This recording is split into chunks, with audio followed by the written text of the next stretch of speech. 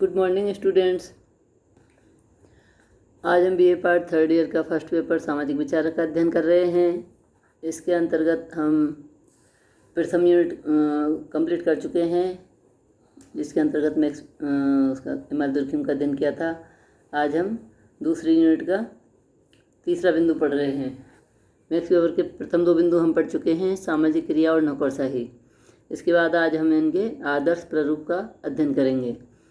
Max weber के मतानुसार अपेक्षित व्यवहार या क्रिया को ही हम आदर्श प्रारूप कहते हैं। अब यह आदर्श प्रारूप क्या है, इससे पहले हम मैक्स वेबर के पद्धति शास्त्र को समझ लेते हैं। मैक्स वेबर ने समाजशास्त्र के लिए वैज्ञानिक पद्धति के विकास में योगदान दिया है। सबसे पहले उन्होंने स्पष्ट किया कि प्राकृतिक घटनाएं और सामाजिक घटनाओं में मूल अंतर क्या है। वे कहते थे कि प्राकृतिक घटनाएं सामाजिक क्रियाओं की तरह अर्थपूर्ण नहीं होती हैं। सामाजिक क्रियाओं के पीछे कोई उद्देश्य निहित होता है, जबकि प्राकृतिक घटनाएं उद्देश्य विहीन होती हैं। सामाजिक घटनाओं के अध्ययन के लिए निम्न विधि उन्होंने अपनाई थी। सबसे पहले उन्होंने घटनाओं को चुना। उन्होंने घटनाओं में से कुछ छोटी घटनाओं को चुना जिनका वे अध्ययन करना चाहते थे। दूसरे चरण में इन छोटी छोटी घटनाओं में से उन घटनाओं को चुना जो परस्पर एक दूसरे से संबंधित थी। इस प्रक्रिया से पूर्ववर्ती घटनाओं का पता चल जाता है, यानी वे कहते हैं कि वे घटनाएं चुनी जो अन्य घटनाओं का कारण हैं। तीसरे चरण में वेबर ने घटनाओं को दो वर्गों में बांटा। एक वे घटनाएं जो पूर्ववर्ती थीं अर्थात कारण थीं, और दूसरी वे घटनाएं जो परिणाम थीं।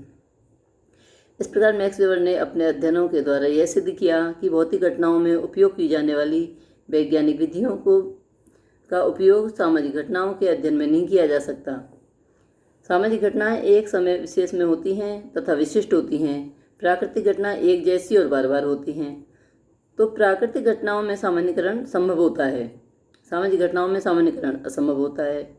सामाजिक घटनाओं का सामान्यीकरण संभव करने के लिए मैक्स वेबर ने तुलनात्मक अध्ययन संभव बनाया। इसके लिए उन्होंने पद्धति शास्त्र को आदर्श प्रारूप प्रदान करके महान योगदान प्रदान किया है। तो अब हम इस पद्धति शास्त्र की विशेषताओं का अध्ययन करेंगे। मैक्स वेबर के मतानुसार प्रथम विशेषता है कि प्राकृतिक विज्ञानों की विधियों से सामाजिक घटनाओं का अध्ययन नहीं हो सकता। दूसरी विशेषता उन्होंने बताई है कि तुलनात्मक विधि के अध्ययन करने पर वे जोर देते हैं। तीसरी विशेषता बताई है कि आदर्श प्रारूप से सामाजिक घटनाओं को समझा जा सकता है तथा उनकी व्याख्या भी की जा सकती है। चौथी विशेषता है कि मैक्स वेबर समाजशास्त्र में क्या है, क्यों है, कैसे है आदि के अध्ययन पर जोर देते हैं। समाजशास्त्र का क्या होना चाहिए से कोई संबंध नहीं है। पांचवी विशेषता मैक्स वेबर ने बताई थी कि समाजशास्त्र को सामाजिक घटनाओं का अध्ययन वस्तुपरक तथा व्यक्तिपरक दोनों प्रकार से करना चाहिए। मैक्स वेबर ने छठी विशेषता बताई थी कि समाजशास्त्रीय अध्ययन में ऐतिहासिक कारणता को स्थान दिया है उन्होंने, और घटनाओं और उनके क्रम में पूर्ववर्ती घटनाओं के द्वारा कारण प्रभाव मालूम करने की विधि भी प्रदान की थी। सातवीं विशेषता बताई है कि समाजशास्त्र में सामाजिक क्रियाओं के व्याख्यात्मक बोध पर बल दिया है।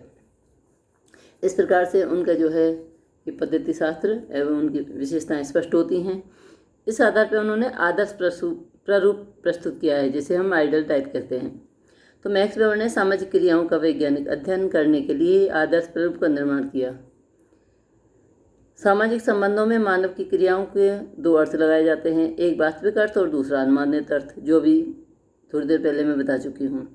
पहला अर्थ वास्तविकता से होता है, जिसका तात्पर्य है एक व्यक्ति वास्तव में समाज में कैसे क्रिया करता है, और दूसरा होता है अनुमानित अर्थ, जिसे हम अमूर्त या वास्तविकता से संबंधित होते हैं कह सकते हैं, अर्थात व्यक्ति को समाज में कैसे व्यवहार करना चाहिए।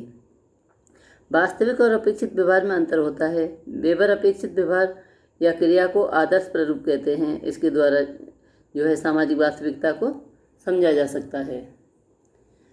तो इस वेबर ने सामाजिक क्रियाओं को वैज्ञानिक अध्ययन करने के लिए आदर्श प्रारूप का ही निर्माण किया था। इस प्रकार से हम संक्षिप्त में जो है मैक्स वेबर के आदर्श प्रारूप की व्याख्या कर सकते हैं। मैक्स वेबर ने सामाजिक घटनाओं को समझने की दृष्टि से 1904 में सबसे पहले आदर्श प्रारूप की अवधारणा का प्रयोग भी किया था। जो यह उनकी मान्यता थी कि केवल जटिलता से रहित और स्पष्ट अवधारणाएं ही उस अनुसंधान का मार्ग सुगम बना सकती हैं, जिसके माध्यम से सामाजिक और सांस्कृतिक घटनाओं के विशिष्ट महत्व का पता लगाने का प्रयत्न किया जाता है।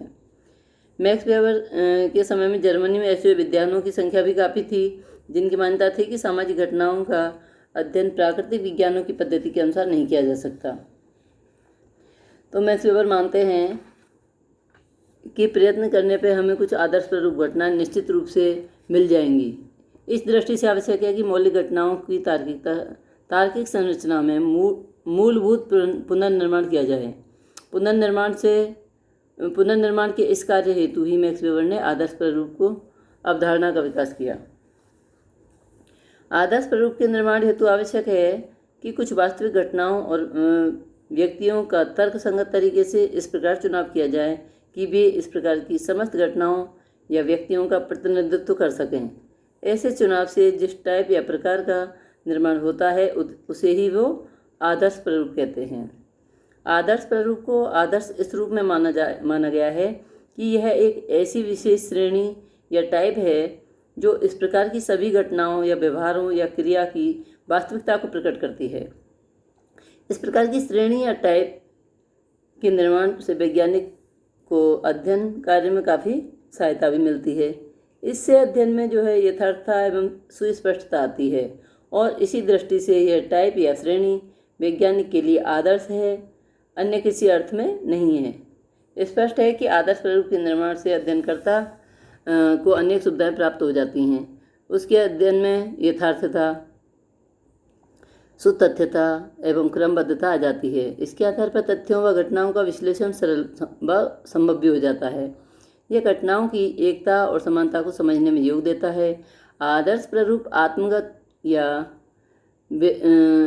चेतनात्मक होता है क्योंकि इसमें अध्ययनकर्ता उन्हीं विशेषताओं या तथ्यों को सम्मिलित करता है जो उसकी दृष्टि से महत्वपूर्ण हैं। यह आदर्श प्रारूप परिवर्तनशील भी होते हैं। सामाजिक घटनाओं के बदलने के साथ साथ आदर्श प्रारूप भी बदलते रहते हैं। तो मैक्स वेबर के मतानुसार हमें केवल उन्हीं आदर्श प्रारूपों को समझने अध्ययन करने में प्रयोग करना चाहिए जो नियंत्रित और शंका रहित और प्रयोग सिद्ध हों। वेबर सामाजिक अध्ययनों को पूर्णतः वस्तुनिष्ठ नहीं मानते क्योंकि एक तो आदर्श प्रारूप की विशेषताओं को चुनने में पक्षपात की संभावना अधिक हो जाती है। दूसरे आदर्श प्रारूप समय के साथ साथ परिवर्तित भी होते हैं। मैक्स वेबर आदर्श प्रारूप की विशेषताएं बता चुके हैं जिनका हम अध्ययन कर चुके हैं। और इसके बाद जो है एक समाजशास्त्री हैं डिर्क केसलर, वह आदर्श प्रारूप की कुछ और विशेषताएं बता रहे हैं। मैक्स वेबर के आदर्श प्रारूप एक उत्पत्ति मूलक अवधारणा है। डिर्क केसलर के अनुसार उन्होंने दूसरा बिंदु बताया है केसलर ने कि आदर्श प्रारूप अपने आप में कोई उपकल्पना नहीं है, लेकिन यह उपकल्पनाओं के निर्माण के लिए दिशा निर्देश कर सकता है। और केसलर ने तीसरी विशेषता बताई है कि आदर्श प्रारूप अनुभविक अनुसंधान का मार्गदर्शन करने हेतु एक स्वतः शोध साधन के रूप में कार्य करता है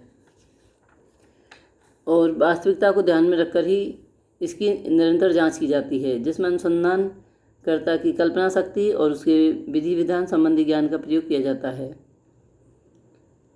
और पांचवी विशेषता केसलर ने बताई है कि आदर्श प्रारूपों की सहायता से ऐतिहासिक घटनाओं की व्याख्या एवं निर्वचन की दृष्टि से ही जो परिणाम निकलते हैं वे पुनः निर्वचन की प्रक्रिया को सहारा देते हैं। इस प्रकार वे घटनाओं को सही परिप्रेक्ष्य में समझने में विशेष योग देते हैं। और अंत में जो है मैक्स वेबर की कुछ आलोचनाएं हुई हैं, जिनमें प्रथम है कि मैक्स वेबर की आदर्श प्रारूप की अवधारणा की एक कहकर आलोचना की है कि इस तरह से तो समाजशास्त्र में सार्वभौमिक नियमों का निर्माण नहीं हो पाएगा, क्योंकि प्रत्येक वैज्ञानिक आदर्श प्रारूप में अपनी अपनी दृष्टि से महत्वपूर्ण तत्वों को सम्मिलित करेगा। दूसरी आलोचना यह है कि इसका प्रयोग केवल तुलनात्मक अध्ययनों के लिए ही हो सकता है, क्योंकि आदर्श प्रारूप के आधार पर हम किसी वास्तविक घटना और आदर्श प्रारूप के बीच पाई जाने वाली समानता एवं भिन्नता ही ज्ञात कर सकते हैं।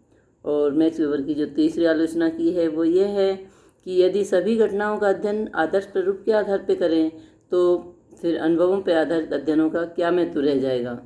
इस प्रकार से जो है मैक्स वेबर का आदर्श प्रारूप का हम अध्ययन कर चुके हैं। तो मैक्स वेबर ने अपेक्षित व्यवहार और क्रिया को जो है आदर्श प्रारूप कहा है।